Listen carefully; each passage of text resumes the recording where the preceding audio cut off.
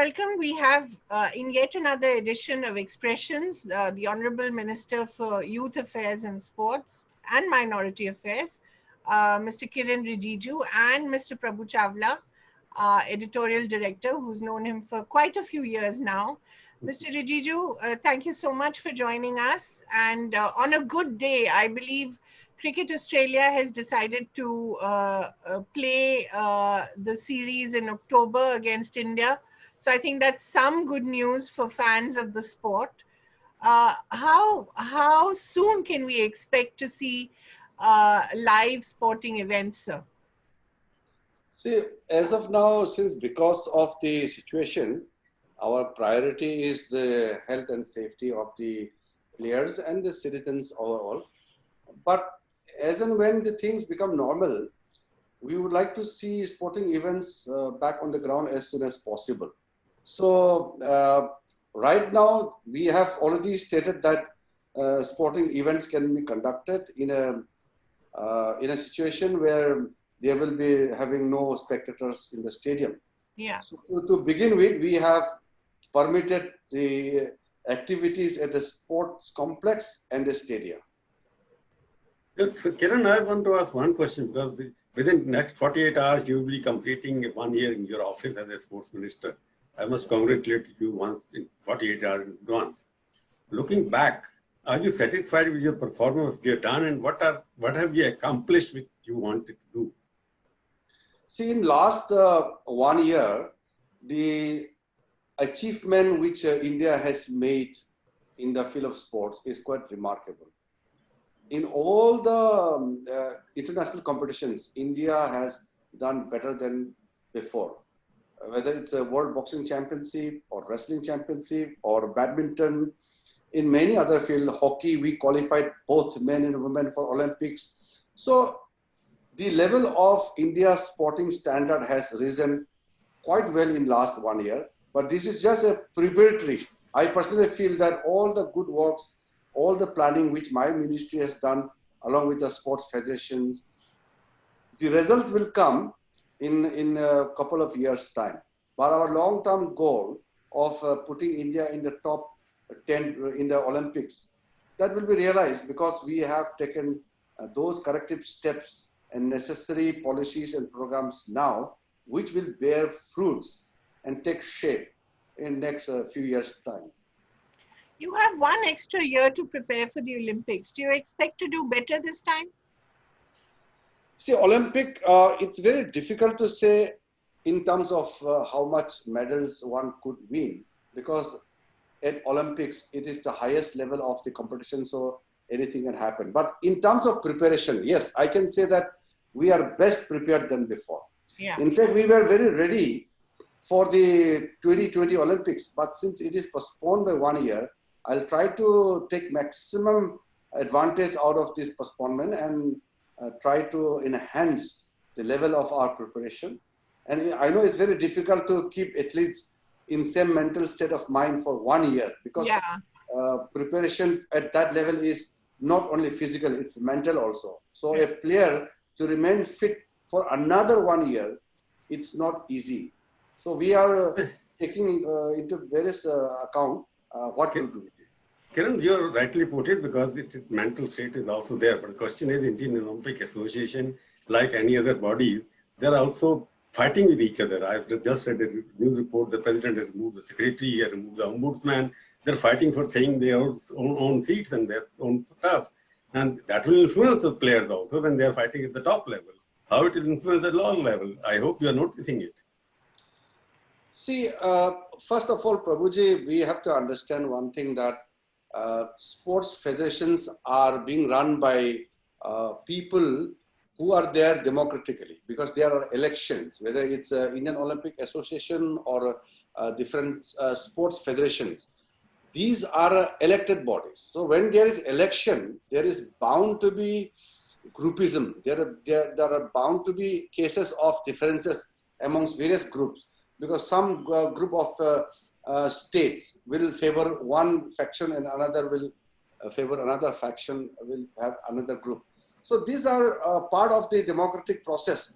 But having said that, my advice to Indian Olympic Association and the Sports Federation is, whatever differences you may have, but don't let it have negative impact or effect on the sports and the sports persons.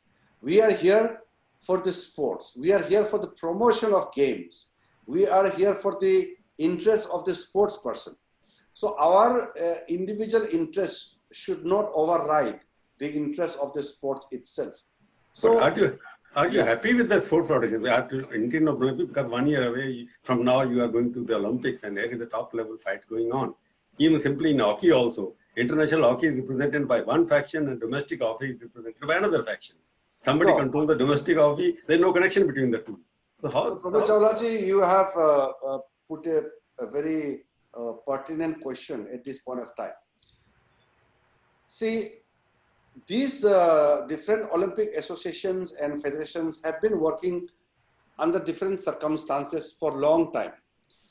When I came and took over as a sports minister, I sent a message across the sporting fraternity that I don't belong to any group, I belong to the sports. I am not here to run the federation. I'm not here to take care of the daily affairs of the federation. The sports federation should run the sports affairs. Government is here to give you support, to work with you. And at the end of the day, we are a team. I am the leader of the team because I am the minister for sports. So I am the leader. But I'm not alone. We are a team. So that is what I have sent across the message. And message has gone loud and clear. Everybody understands today that the sports minister means business. So I will not allow any kind of differences amongst various factions to affect the sports and our preparation for the Olympics and other world championship. My message is very clear. But presently, I have no problem with any of the bodies, whether it's Indian Olympic Association or it is the sports federations of different disciplines. But my only point is the differences amongst themselves.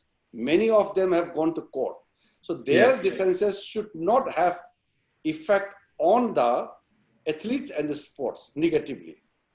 But Kiran, your sports code, which you have, many ministers have tried in the past from Uma Bharti to you, that has not been fully implemented yet. Are you sure when you will be able to implement that?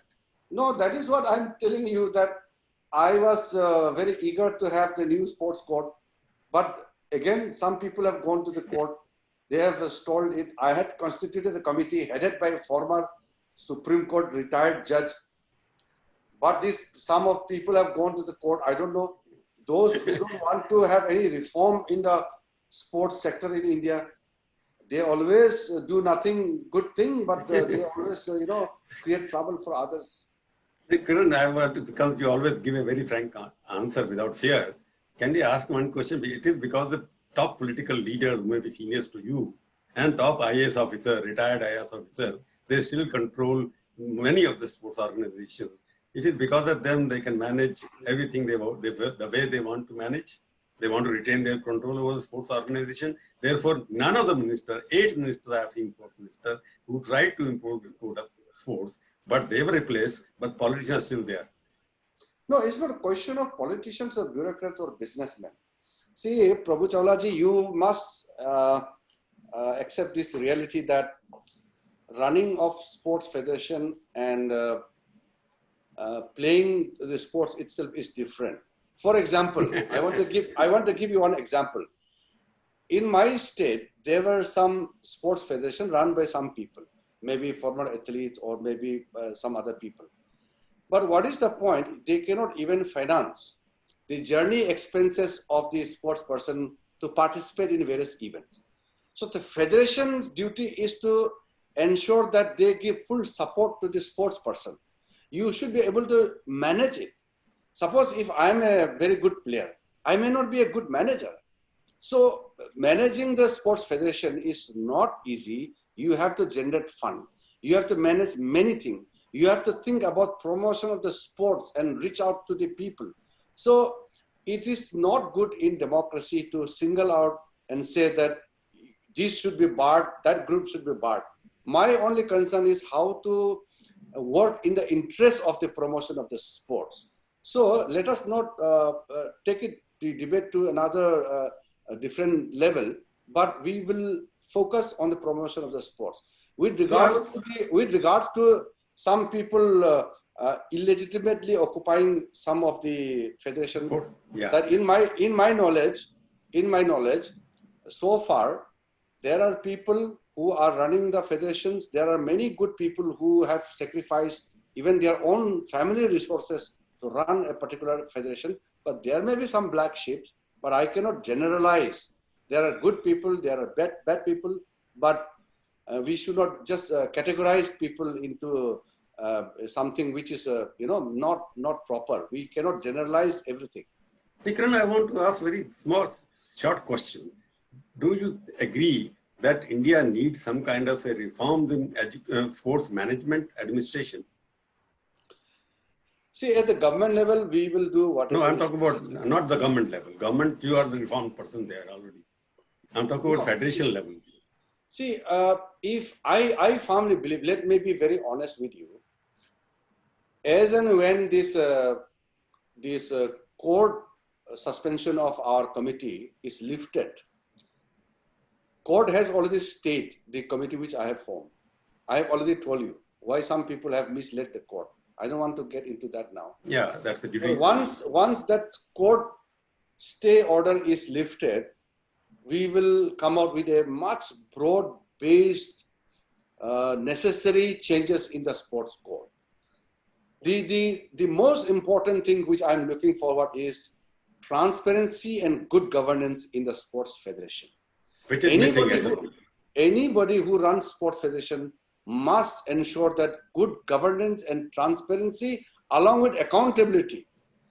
Accountability will come, but we have to ensure that good governance and as well as transparency is there. No, there should be no opaque, there should be no hidden agenda.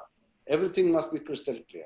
So for that, I need to have a committee. I cannot just today recommend that these are the changes for the National Sports Code. I need it a proper committee. No, I didn't ask that question specific, Kiran. I didn't ask for a specific suggestion. I said, if you also feel there is a need for reforms in sports management and administration. As you rightly put it, transparency, accountability has to be there. At the moment, that is not up to the mark as it should be. It is not there. No, I'm very clear about that. There are absolutely necessary things which I see that some reforms have to be carried out. India is a large country. We need to promote sports. We must create sports culture in India. For that, transparency has to be there. Otherwise, it's question of the life and question of the career of sports persons and India's prestige. It's a national stake. So that is why I think we need lots of private sector also to come into the promotion of the sports. Once we create lots of positivity into the field of sports, I think things will change. But right now, as things stand as of today, many of the federations have improved a lot, but there are many changes which are required to be carried forward. And I'm hoping that in the days to come, we will be able to do that. Mr. Rijiju, if I were to ask you, which sports do you think India will get a gold in the next Olympics? As a betting man, what would you bet on? We have prioritized 14 sports discipline as priority where India will have larger prospects in terms of winning the medals in the future. But looking at the next Olympic, I'm sure you're not talking about Los Angeles or Paris Olympic. You are talking about I'm talking about Tokyo. Yeah. So next year, we have very identified field already there, which everybody knows, like boxing, wrestling, badminton. These are some hockey, men's and women's shooting is another very good prospect. So there are some good chances we have, but let us be very, very pragmatic in our expectation. I have just going to complete 1 year as a sports minister of the country. And I'm managing with the existing talent which we have so far. I have tried to change many things, whatever is possible, and create positivity into the whole sporting sector in the last 1 year. And there are lots of positive changes already being seen. But it's difficult to create champion in 1 year time. So in next, another 1 year which we have, I hope we can create few more champions. But it will take longer time. So medal-wise, I cannot predict a medal, but I can say that India is in a position to perform best ever Olympics in the history. Will you be traveling with the team? Obviously, as a sports minister, I have to be there during the either closing ceremony or opening ceremony or during the game time. I'll have to be there to encourage our athletes and to see the management part also. Kiran, you have been very pro sports. You have announced so many awards for pensioners also, everything is there. Anything new in your pocket you are going to come out with? Because all the sports people are expecting much more from you. You announce awards, you announce pensions. Right now, my focus and priority is how to make sports as career, because sports person must ensure that they get not only respect and dignity, but they get good earning. If there is no good money in any field, it doesn't attract people. So not only cricket is not an Olympic sport, but cricket has good money because most of our people watch cricket. But if we talk in terms of the real Olympic sports, where it determines the level of a country's sporting progress, then Olympic sports, we have to ensure that we give lots of impetus to that. But for that, you need to create a situation where you have enough resources. So my priority is to ensure that enough resources are created. So we will be requiring lots of private participation. But from my own government side also, SAI also, we will also try to look forward to generate more funds. Kiran, you have rightly pointed out, the question is, your sports, most of the sports, IOC sports, I don't see any private party investing in that. Everybody wants to invest in cricket, and therefore the lobby is working. Let cricket also become Olympic sports. Everybody in the private sector doesn't invest in conventional Indian games like kabaddi, like archery, like even badminton now they are investing. And they don't invest in football. If they at all invest in football, they call the foreign players, give them millions of dollars, but invest in the school level at football tournaments or the college level. Poor people, they don't invest. They want to invest in somebody from Brazil or somebody from Spain or somebody else. That's the culture. They want to make money out of sports. That is the tendency which is happening. No, that is one thing I'm sure the federation people as well as those who run the league, they will take a view on that. But I certainly have certain opinion about that. I want the domestic players, our local players, to get opportunity in any of the national league. Initially, to make any league popular, you will have to have international players. But like Kabaddi League has been successful, but we don't need Kabaddi players from outside except one or two from South Korea and Iran or maybe Bangladesh. Football. Other countries do not have the international that standard. So our domestic Kabaddi League has been very successful. I was there in Ahmedabad during the final. So it's a very popular. And football is an issue where I am getting lots of representation also, where Indian origin players or PIO, person of Indian origin, now it is called OCI, overseas Indian citizen, they may be allowed and all. And then there are calls for restriction of the foreign origin players in the Indian club. So there are various issues. We need to talk with the league people, the club owners, and then come out with some positive things. See, I'll just, you are thinking, but I'll take it to the logical end. There is a feeling that Indian sports is becoming another business for certain corporate houses. If you look at the cricket team and the football teams, which the investment has been made by corporate houses, and they're trying to earn money rather than promoting the sports. Now the IPL team is successful because it has a valuation of 200 crore, 500 crore. Is that the way of promoting sports?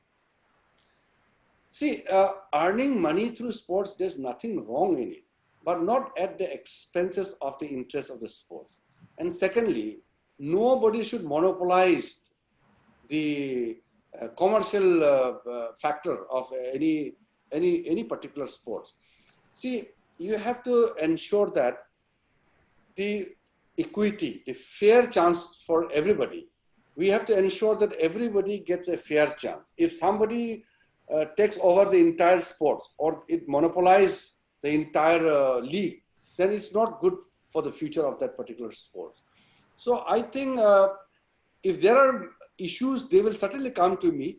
I'm meeting all type of people, every section. I'm very open to everyone.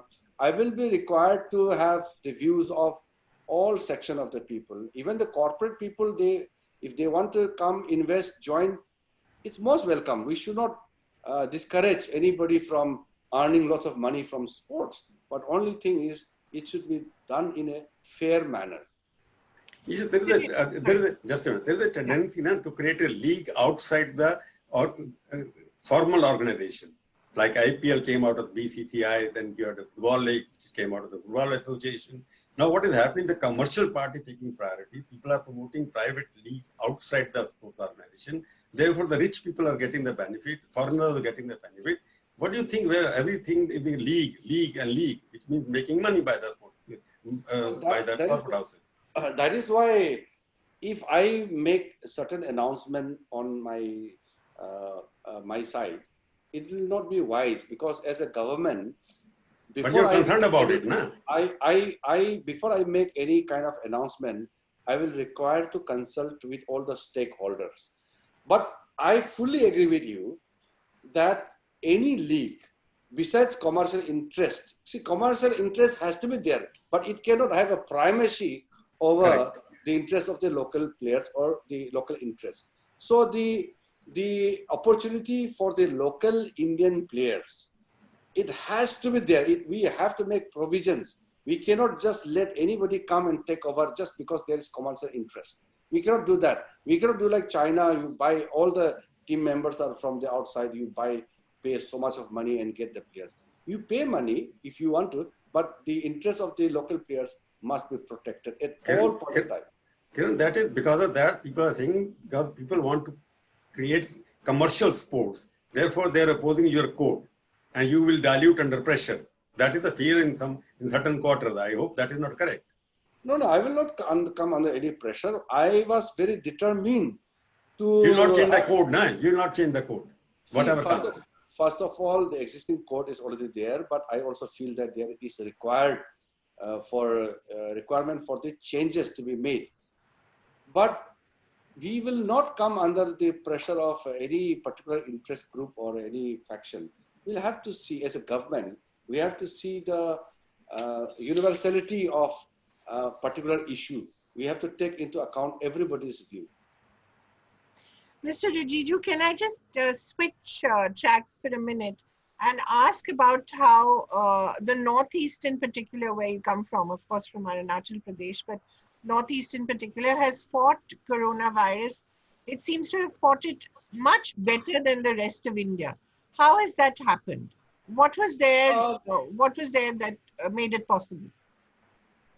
See, primarily the Northeast people are very much law-abiding, and they are very disciplined people. So any kind of direction which comes from the government is implemented properly on the ground. Secondly, the community level organizations are very strong. So if a particular community gives some sanctity to any of the social behavioral pattern, then people maintain it. That is one thing. Secondly, there are lots of good initiative taken by the state governments. All the state governments in the northeastern, 8 northeastern states, they have done quite well. But now the problem is, since the people have started coming from outside. Exactly, the migrants are going back. Migrants are going back, students are going back. After staying for more than 2 months, everybody is heading back home. So Arunachal, which was COVID-free, but I think 2 more cases were found, but they are asymptomatic. They are not active, but still 2 cases have been found. Both they have come from Delhi. The earlier case was from the Tablighi case. He came from this Nizamuddin. Right. So likewise from outside, They have started coming and they are found positive. In Assam also such thing has happened. Meghalaya also like that. Otherwise, Northeast on itself was very safe. But now since the people's movement has started, once the people's movement is started, then you have to ensure that the spread at the community level, or especially in the rural area, is prevented. Because once it goes to the rural areas, villages, then it becomes very dangerous. But so far, northeastern region has been very successful in terms of preventing the spread in large scale of this COVID. But is there a plan to, fight this battle once it does spread? Because it will. Certainly, there are renewed programs and policies are there. We have to run the economy on the one side. Yes. We cannot lock down everything forever. Right. On the other side, we have to prevent the danger of the spread of COVID-19. So we have to strike a balance between the safety, health, and the growth of economic activities, welfare of the people. So there is a sense amongst the people also that since the lockdown, which was initiated by the Prime Minister Modi ji, has been fairly successful, especially in comparison to the other more developed countries. India is being referred to as a country which has been successful in community level participation in the lockdown. So looking at that, so far we have fought against the COVID-19 very well. Now the real challenges is to maintain this particular level of our fight, and also to activate our normal daily way of life and to start the economic activity. I think we will manage it. Mr. Rijiju, is there any one or two, a couple of examples of how the northeastern states fought the virus, which you feel could be emulated or copied at a national level? Now, the best method is the discipline amongst the community. That is something which the rest of the country has to learn from northeastern region. In northeast, if there is a government instruction, these are carried forward down to the ground by the community leaders at the community level in collaboration with the district administration. So the local administration and the community at large are working in tandem, in a complete synergy, coordination, and whatever is advised by the government through experts like medical experts and other people who are knowledgeable in the particular field, whatever advice is there, these are implemented. Whereas in the other parts of the country, in our country, many places people have defied the lockdown, many people have violated the guidelines, which have created lots of problem for other people.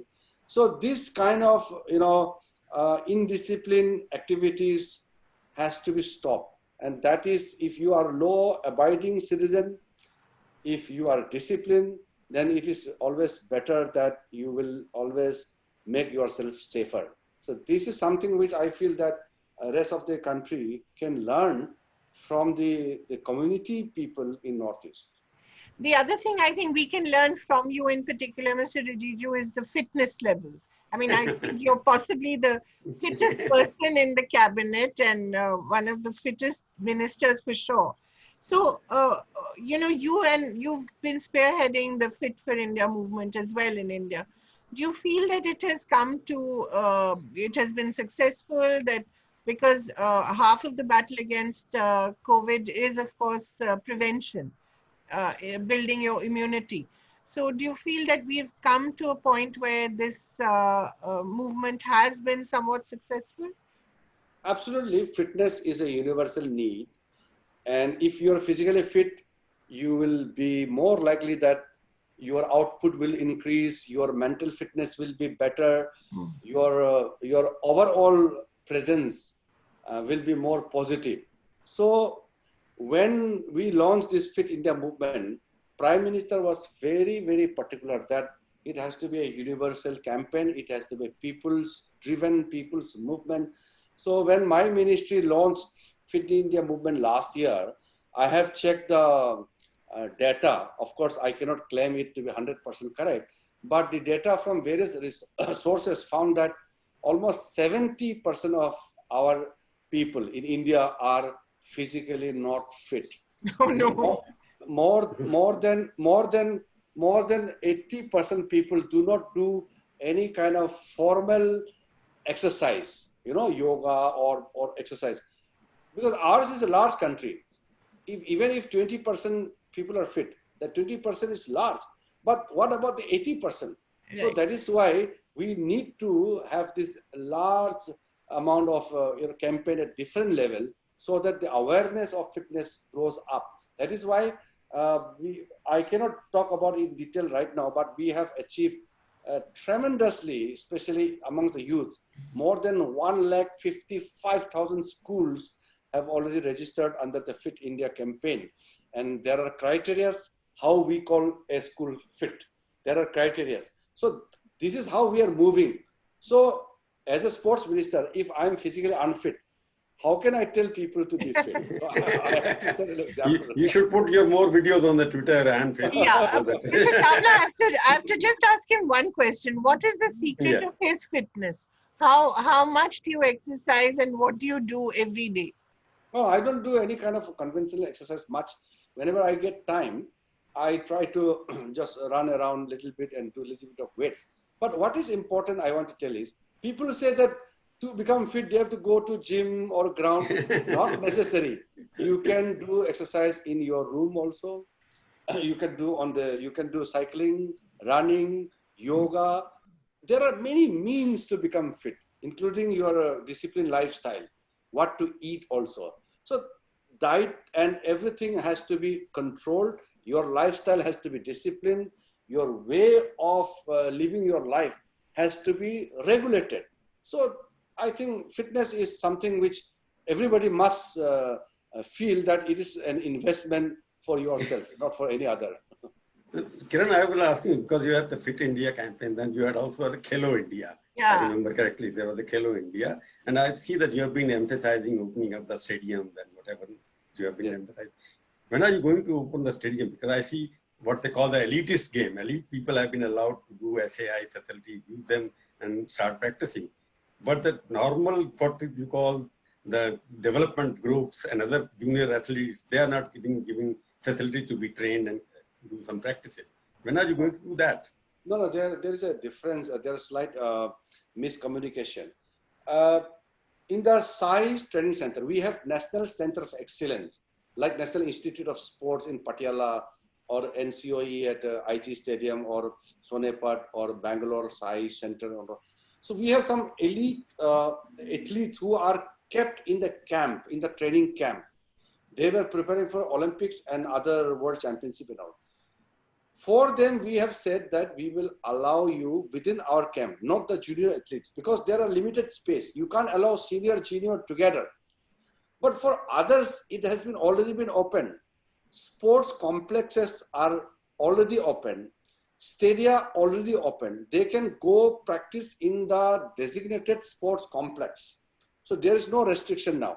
The only thing is SOP has been issued by my ministry that while playing, you have to maintain certain things. And that SOP is a very detailed one. It's prepared by a set of expert people, including doctors. So for swimming, for athletics, for hockey, for football, for boxing, everything is different.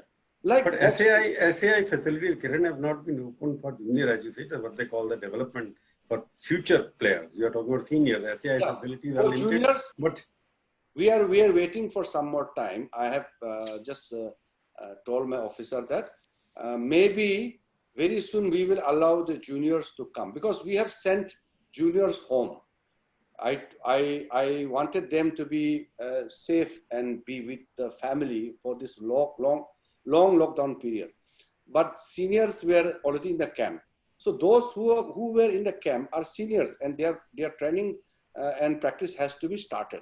But the juniors, since the traveling has been relaxed, the government has already given permission for the traveling from one place to another place. So very soon we will take a call to bring back the junior athletes. We have even given them flight service and first class railway service to go back. We paid for them.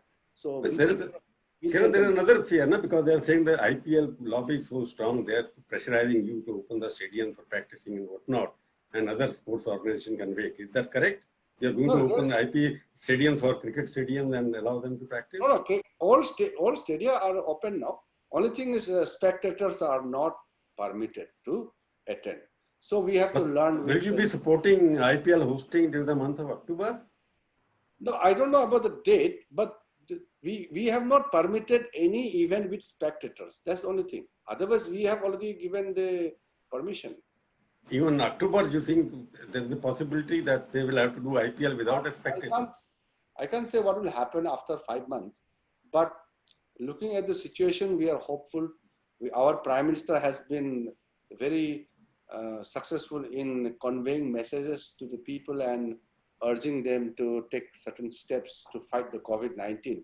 So by October, it should be okay, but as of now, it will be premature to tell that things will become okay by October. I cannot say anything from my side. So as long as the challenges remain, we cannot allow spectators in the stadium. Kiran, you have been advocating, you have been very ambitious and rightly so. International events should be held in India. Don't you think you are as optimistic now, post-COVID now, that you will be able to host as many events as you thought earlier? See, at least for this year, any international event, sporting event in India seems to be remote. Not very bright prospect this year. Mr. Because Rijiju, just a minute. Yeah. IO has been saying that we should host, I've got a question here, Youth Olympics in 2026, Olympics in 2032, Asian Games in 2028. Is your ministry hopeful that you would be able to support this IOA demand? Or No, desire? I am always in favor of looking forward to host Olympics. That's the ultimate dream. It's not only me, every Indian has a dream to host Olympics someday in India. But when and how, we have to think about, because to get Olympic awarded to India needs discussion at the highest level. And this is, you will require billions and billions of dollars. Youth Olympics, even for Youth Olympics. Youth Olympic is 2026. For that, They want it to be hosted in India. I have already given my consent to them, to the IOA, and we will see. The proposal is Mumbai, Thane and Mumbai, and the formal bid, the application has been submitted for permission to give the formal bid, but decision has been not taken. Maybe next year, the International Olympic Council session is going to be held in India. So maybe during that time, the final call will be taken to see that India seriously go forward to submit a bid to host 26 Olympics. Because if you host the Youth Olympics, it gives you a better chance to go for the main Olympics. I'm in favor of it, but there is no final shape yet. just a couple of questions from our viewers, Mr. Rijiju. Is there any chance, again, obviously IPL or ISL or Pro Kabaddi League this year? This is from Sharan. No, we can have sporting events in India minus spectators. That is very simple. Right. Sheila Shetty asks, other than Mary Kom, we don't hear about many sports persons from the Northeast. Where you're from? Why is that?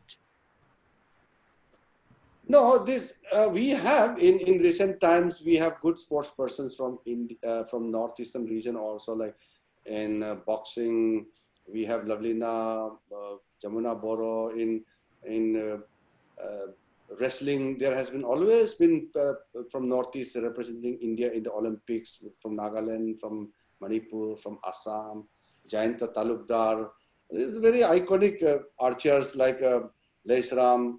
And then, of course, hockey, legendary hockey players were there from Northeast, Toiba Singh, Tiken Singh, and football, the captain of the Indian football team, Yes.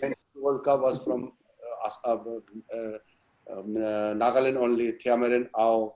Likewise, we have lots of new players coming up, and hopefully, like present the Indian champion, who is an Olympic prospect weightlifter, Mirabai Chanu, is from Northeast. There are many players from Northeast who are Olympic prospects, medal-winning prospects. We have produced, and hopefully in future, because I want sports to spread pan-India. So whether it's from Ladakh, Kashmir, or from Tamil Nadu, Northeast, Western India, Central India, everywhere.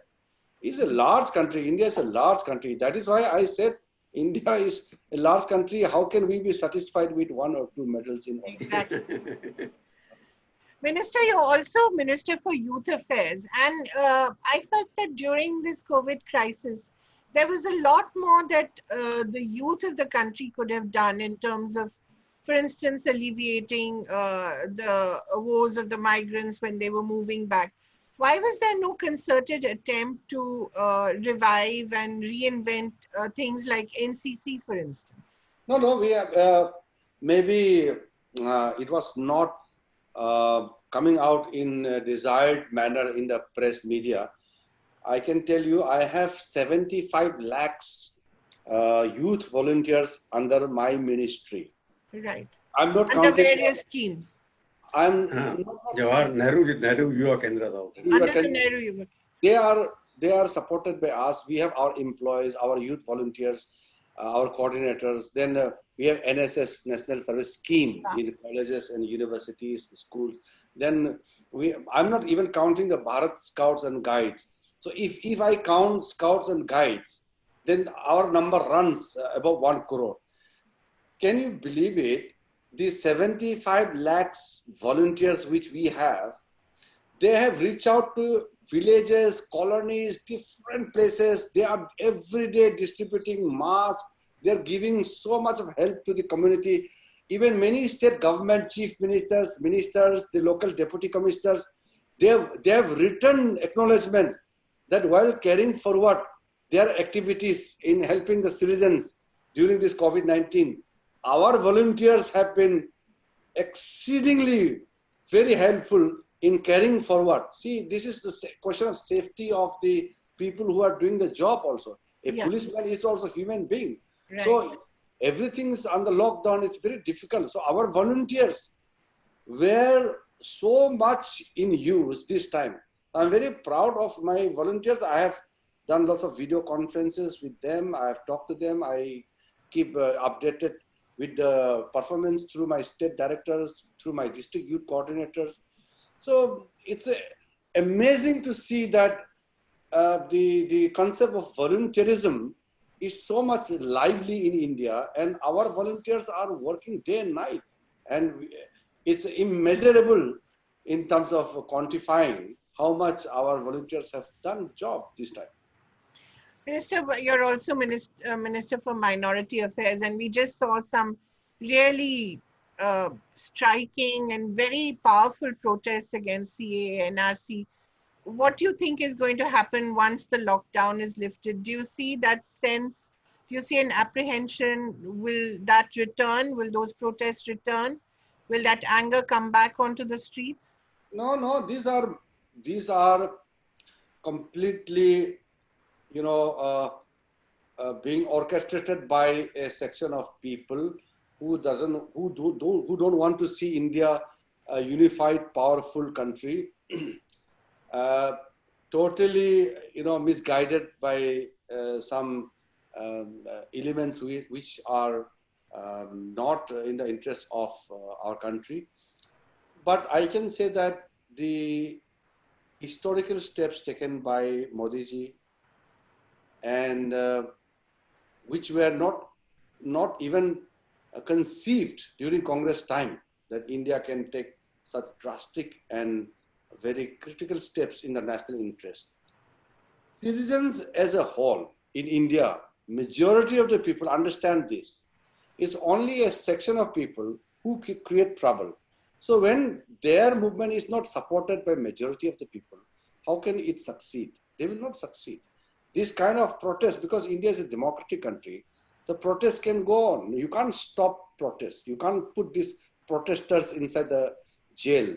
So they are protesting. That doesn't mean that that is the mood of the nation. So whatever has been done in the national interest will be done. How can somebody stop it just because somebody doesn't like it? But a lot of them, Mr. Minister, were young people. That is why misguided. Young people also can be misguided. But they were not necessarily by political parties. They were just guided by their conscience. Yeah, so India is a free country. You are free to have your opinion. Nobody can put you into some kind of confinement just because you have a different kind of opinion. You have a right to protest. Let me ask the last question, Kaveri. Yes. Because he's a minister, very active minister, and he's also very active in social media. Yeah. Sometimes some of his colleagues also called him Minister of Sports and Twitter. Both at the same time. Yes, I heard one of the young colleagues saying he's the most active person, not only physically, he's active in social media. So he's a Twitter minister also, who manages it very well. But because of that, he gets into sometimes embarrassing situations also, like it happened in case of Kambala runner in trial in Karnataka. You remember that? Don't you think scouting is a specialized subject? Yeah, we have to be open to everything, no? Criticism as well as appreciation. Thank you very much. Thank you so much, Mr. Rijiju, for being so frank and open. And please do keep sharing videos of your fitness regime. We will at least look at them, if not try to follow them. Thank you very much for being with us today. Thank you. Thank you, Mr. Chawla. Thank you. Thank you.